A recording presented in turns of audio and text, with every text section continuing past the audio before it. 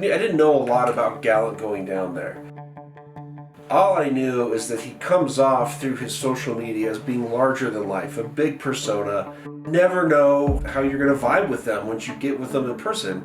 And trying to make $5 million, that's inspiring as We have a respectable company. It's not like we don't know what we're doing. I was a little unsure of how to frame what I was supposed to go learn from Gallant down there. I didn't know whether we were going to get down there and be like, man, I love this guy, or we're going to get down there and be like, whoa. When we were talking about setting up Shane's mastermind, so for somebody who doesn't know, a mastermind, it's a full-on marathon on basically business consulting or tech consulting or whatever, but it's geared specifically to the individuals that are in the room. And so you're getting access to people who have built hundreds of millions of dollars business, or in Shane's case, a 50 million plus business. And so you get to sit down with them one-on-one, and he gets to give you some of the special secret sauce on how he was able to do, achieve his growth and achieve his success. One of the things that I wanted to do was be able to have the opportunity to sit down with somebody who's done it before. And so I have a long-term business friend, acquaintance of mine that I've worked with over the years. His name's GALLANT DILL. He's down out of Houston, Texas now. He used to be out of Austin. I say, man, this event in June is gonna be off the hook. I got some people coming in, they're badasses, so much gold. Man, I can't wait. Done. What's this event about? Now you got Todd Brown over here looking at your post like, ooh, that sounds kind of cool. And he's done many different types of events and masterminds and coaching and a lot of these different things. And so what we did is I reached out to him and was like, hey, could we come down to your house?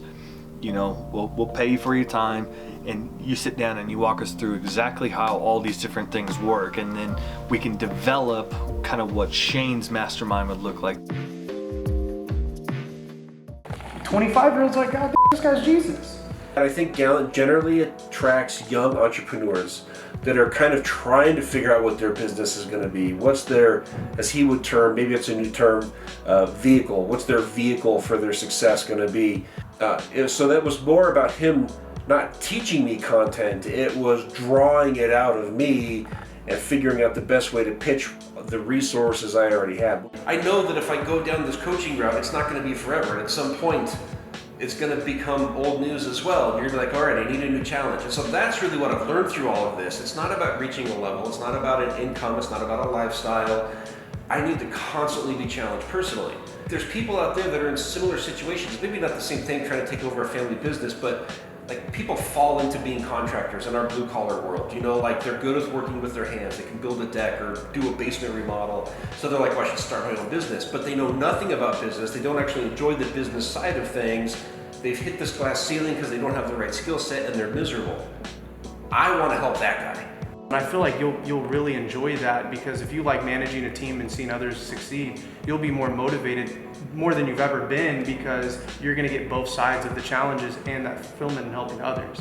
So just off talking with you, it just sounds like you're a leadership type person, so it's right up your alley. By not doing that, you're doing yourself a disservice, and you're not building a true legacy, because you've built all the business success, but people will not remember you for that. I feel like just what you told me now is you're just lacking some fulfillment that has nothing to do with money or business. It's more on the next level of who you're supposed to become. But if you could decide what you wanted them to be at, what would it be? Because our goal is to create something and get them as close as possible as that. We don't want to just say hypothetically, we want to say, what do we want? So Gallant really helped me fine-tune the mastermind event. On one hand, I lacked confidence when we talked about what it was about, but if I thought about executing it, I felt great. And Gallant helped me figure out why that was, because I was taking more of that shotgun approach. If I was kind of trying to talk about it to everybody under the sun, from people in their early 20s to people in their 60s, people that were brand new contractors to business owners and executives, and him helping me fine-tune the avatar, my target market, who was likely going to resonate with the information given there the most. That helped me realize when I'm imagining that group, I'm imagining I'm going to be able to talk to them and it's going to be just fine. I was like, worst case scenario, that's how much I doubted myself. Yeah. Kind of like you were about, I don't know, I shouldn't charge. Is this even good? I don't know what I'm saying. And everyone around you is like, this is fire. So I dropped the course and I sold it, I think, 400 times and made like $70,000 in like 2 months. And I went and led with the inner circle after that. But I was so scared. What had happened though was the opposite. I became like Gallant Dill that month, where everyone was sharing like, this is the best. The world tells you to judge success in life by numbers. And I don't judge success by numbers. That's an arbitrary game I enjoyed playing. I enjoyed playing the game of business. That goes back to my thing of always learning. I actually think Gallant and I could learn a ton from each other.